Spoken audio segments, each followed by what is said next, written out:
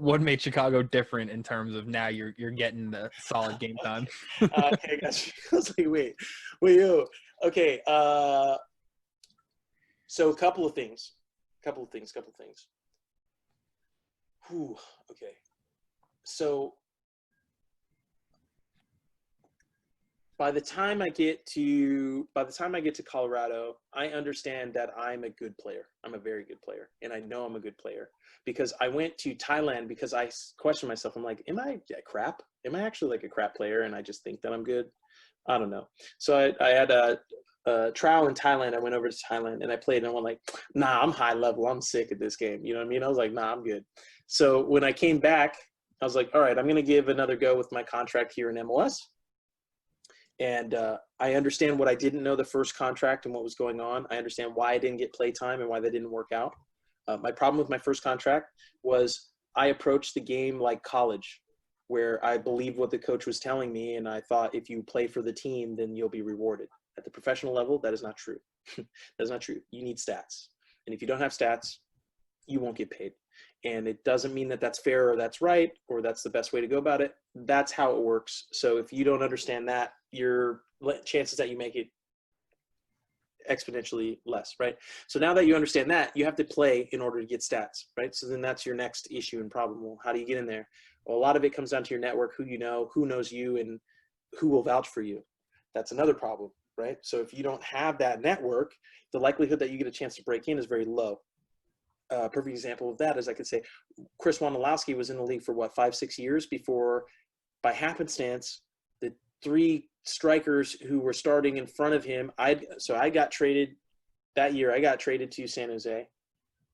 The other two strikers in front of him at that time, I think Pablo was one, and then I think not Cordell. I'm gonna get caught up in that. Doesn't matter.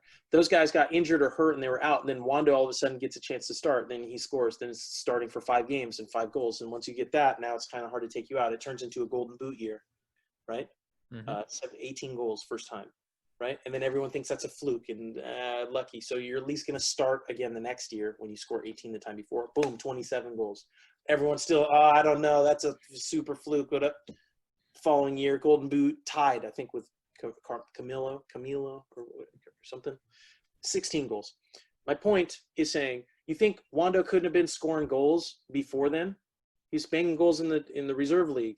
We were banging goals in the reserve league, having fun, right? But you're just waiting for your opportunity, and it might come, it might not. And Wando's came, capitalized on it, boom, transitioned. It turned into a prolific goal-scoring career. But is he paid anywhere near as much as he should have been over the course of his year for what he's done? Absolutely not. Absolutely not. But his production's been through the roof. So I'm not going to go totally down that rabbit hole because I could go on that for time. But my main point is saying, okay, I get to Chicago, right? I get to Chicago. The first year, I'm playing the best soccer in my career. Like, even if I'm looking back and I'm thinking about, like, I was balling out. Shout out Sergio McDonald, because that was the time that he was there. And he was a very high-level player. But that could be a whole nother issue that we're talking about on other stuff. But we had great chemistry. We train every day. He was like my best friend that year at Chicago. And I learned a lot from him in the game in general. And I think in that year, I played only like 299 minutes, but I had 4 goals, right? But was getting no opportunities and wasn't playing because at that time I was focused, okay, you just need goals. That's how you get your chance. 4 goals in 299 minutes. No, you say, okay, so no, that's not working. What is it that you're needing to do? And eventually what I realized there's nothing I could do at that time. I just had to buy my time. And then Klopas got fired and Frank Yallop got hired. And when Frank Yallop was coming in, I looked at the players that we had at that time and I knew what Frank's system was and what he needed and how he liked to play. And I was looking and I go, he doesn't have what he needs in the guys here. So I'll actually get an opportunity. So once I saw that my opportunity was actually coming, that's when I was like, all right, I'm going to take full advantage of this in terms of like, I think that this is my chance. That's when I shout out Eunice Kim, Jeff Crandall, Leo Flores. That's the original Quincy Time squad. I called them in and I said, hey, I've got an idea for an episode, for a show. I want to do a YouTube series. This is what I want to do. I know I'm a no name. I know no one knows about me. No one cares. But I said, I'm going to do what I need to do to get on the field. I know I'm going to make it. And this is what I want to do. And they were like, I shout them out because they took a chance. They're like, all right, whatever, let's do it. That year was the one year that I had consistent minutes and played the whole time. And to your point, 8 goals, 6 assists, 5 penalties drawn that resulted in all goals. And I think like 103 fouls suffered in the attacking third of the field, which is huge when it comes to set pieces and goals scored from set pieces, right? I think second most fouled in the league behind Nagby. And that was the one year that I actually got a full backing and play behind me. And you would think, and this is the part that I want to make sure I share with the younger guys, you would think that means you're going to be the starter the next year, and it means that you're going to have an opportunity to grow. But this is what I'm telling you, how it'll be looked at with you, at least in my experience, is, well, it's, wow, look at how well we did with him. Imagine what it'll be like when we get someone who's actually good or better, right? And that's when they're looking for your replacement, right? And I think they ended up signing David Accam, Kennedy Iboanike, Uli DePardo, and then Sean Maloney. Like, so they wouldn't spend a bunch of money on international guys. And then I ended up not starting the following year, right? So when you're talking about experience, I've got a lot of it, and a lot of different ones where you think you get to the end, you're like, oh, I'm making it, this is it, this is good. No.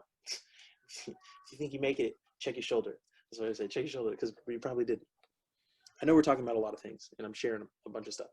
But, okay, but my goal, my point, hopefully, was sharing that with everybody is it's not always glory all the way there, right? And it's not always what you think is going to be necessary to get there. And it's not going to be fair. And it's not going to fall your way all the time, right? But the thing that you can control is how you assess, adapt from it, and move forward, right? So that was my only opportunity and chance.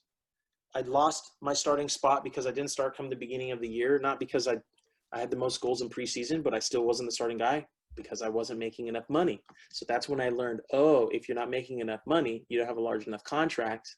It doesn't matter how good you do. It doesn't matter how good you do, because they have you under contract with the league at the time. And I still had one more option year on my contract, but it auto-triggered to guarantee. So that didn't matter.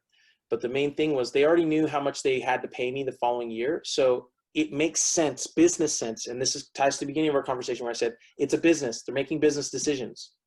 From a business perspective, they say, we got Quincy locked up on a $80,000 contract next year. He's our leading goal scorer, most points, all that stuff, right? We don't have to give him any more money. Let's go use the money we have and go and get international talent and other people, because at the end of the day, if they don't work out, we still have him under contract. And what's he going to do? Leave, fight to lock out, or that's what they're looking at. It's business, right? He doesn't have enough money to lock out and do all that stuff. That's, you know what I mean? And reward players for doing well and to invest in them. Come on, that's crazy talk. That would be the smart thing to do. But okay, we won't go down that road.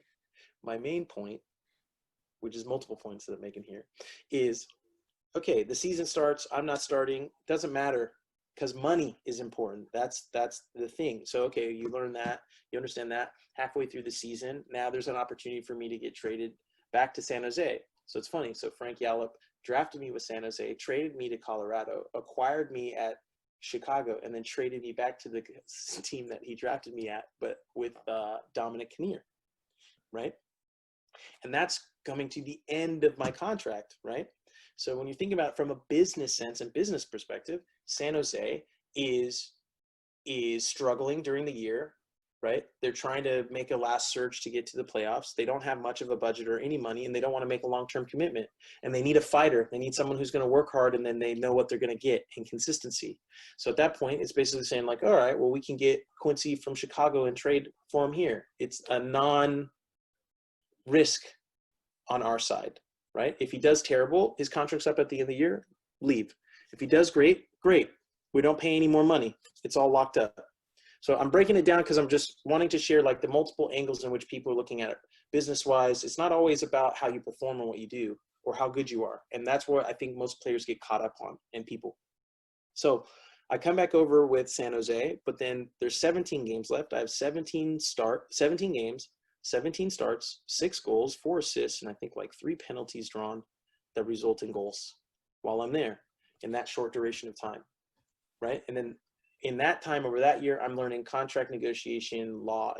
You end up doing a bunch of research and a bunch of things, and then you're negotiating I'm negotiating my next contract. So my Chicago experience was positive in many ways, is negative in many other ways, right? But I learned many things from that experience that helped me in my next stage. But every single time you keep going, you learn something that you didn't know when you're starting out, and because of that, that's your downfall. And you just keep redoing that process, and that is what it looks like when you're starting from the bottom and you're trying to work your way to the top. And now that, you get to the top, now it's okay. How can you share the message and communicate back down to the guys who are at the bottom, guys and girls at the bottom, so that they can maybe not waste 6 years figuring it out. Maybe I can say, hey, here's the blueprint. Here's 6 months, but it's still a lot of work to do. I know I'm going. This is what I'm saying. These are great questions. You guys are asking good questions, and I appreciate what you guys are doing and what's going on. So I just want to, hey, here you go. I don't know. Yeah. You know what I mean? Like, here it is. Hell yeah.